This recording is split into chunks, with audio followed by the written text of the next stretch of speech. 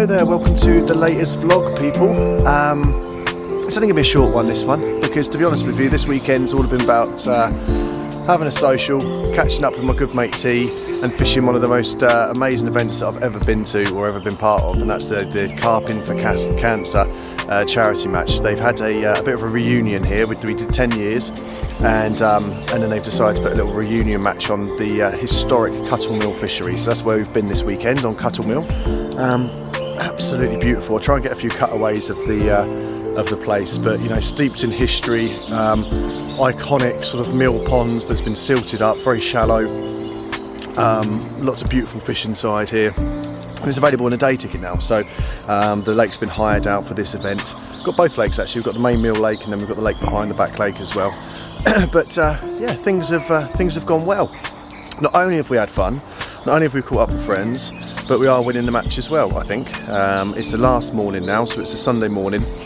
We've had 12 fish. We've only managed to weigh 11 of them because one of them jumped out the net when we were waiting for the marshals, but I think 11 of them weighed should be enough to win it. Been a tricky weekend. A few of the fish have been a bit spawny.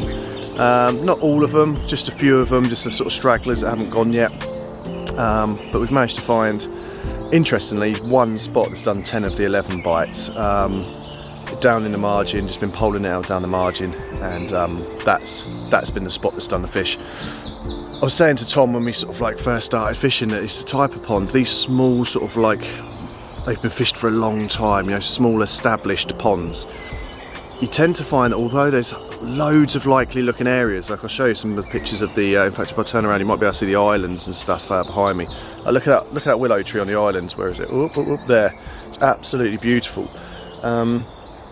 But it's not been a fish taken from underneath it, and you tend to find on these lakes you get these sort of like one or two little spots, and it might not look like anything, but just one or two little spots that they just want to come and feed on, and the rest of the time they just cruise around the lake.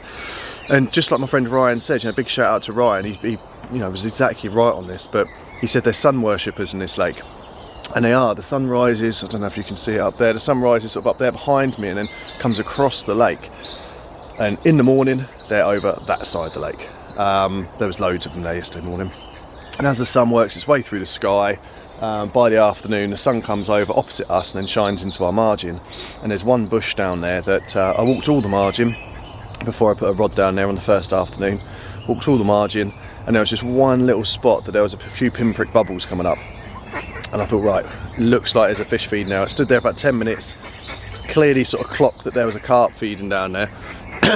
Pulled over to it, and the rest is history. And you know, can't get a bite out of the spot during the night time, can't get a bite in the mornings. It was all evenings, all afternoons. So yeah, just goes to show in these little venues that you know, it can be quite tricky even when you do find out where they want it. But it's all good. It's about 5 o'clock in the morning now, and we'll go over and see T, see what he's up to.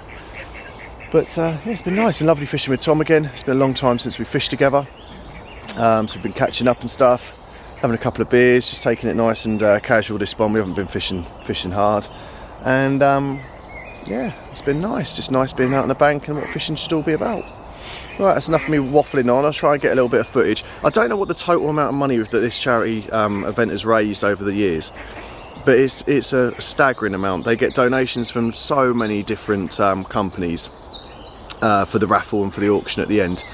And it really is, you know, thank you ever so much. If you've ever donated to the Carp for Cancer, or any charity event for that matter, you know, thank you very much, because it does raise so much money.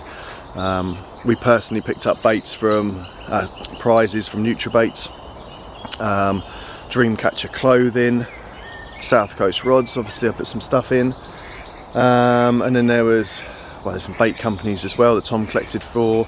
There's been all sorts. Cash donations from some of the guys that have been around sort of shaking the tin and collecting from organisations and their friends and family.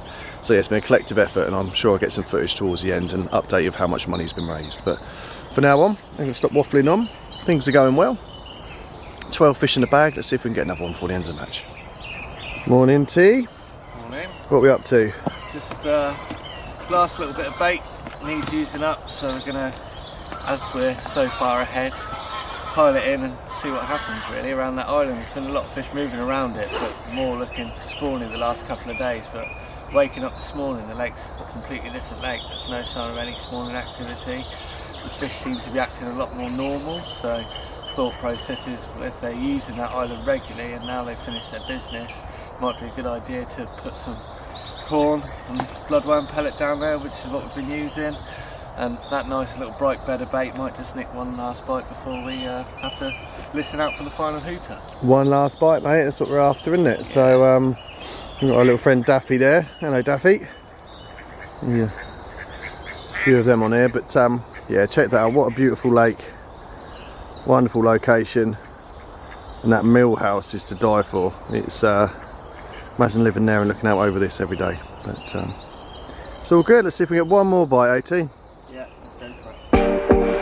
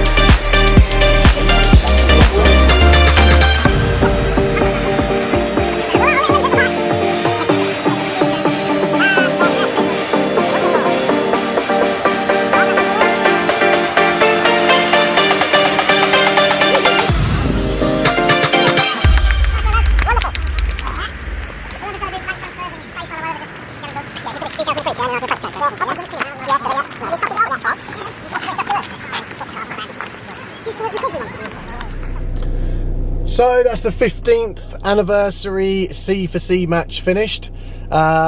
Pleased to say we won it. Had 12 fish, I think, in the end. I think second place had 2 fish. So yeah, sort of convincing win. It was really nice to be back on the bank with T. Found a spot that they were feeding, and more importantly, we raised over £5,000 for charity. So good effort to all the lads. Thank you very much to Paul for organising this year's event. Thank you very much to Cuttle Mill Fishery for hosting us. Yeah, I've got a bit of a drive, got a 3-hour drive back, but put some tunes on and stop at a petrol station, get a few snacks, I think, and that should see me back to Brighton. So just a little vlog this one. Hopefully you've enjoyed it. If there's anything to take away from this one, I think it's just trying to fish your tactics to suit the venue and doing your research first. When I first found out we were fishing here, I spoke to a few people that fish it, and they actually said that the fish follow the sun. It's a shallow water, and it's a classic shallow estate lake. They can't go up and down in the water column to adjust their body temperature. If you're fishing sort of like a 10-foot gravel pit, you know, the fish can be 2 foot under the surface and then drop down to 4 foot under the surface and stay in the same part of the lake.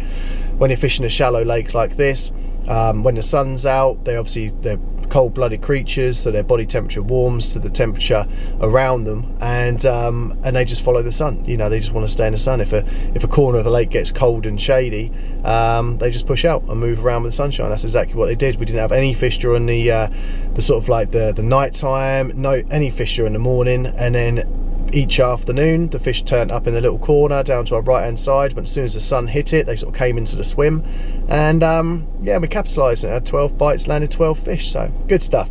Anyway, I'm gonna go. Hopefully you've enjoyed the vlog, and yeah, catch up with you soon, people.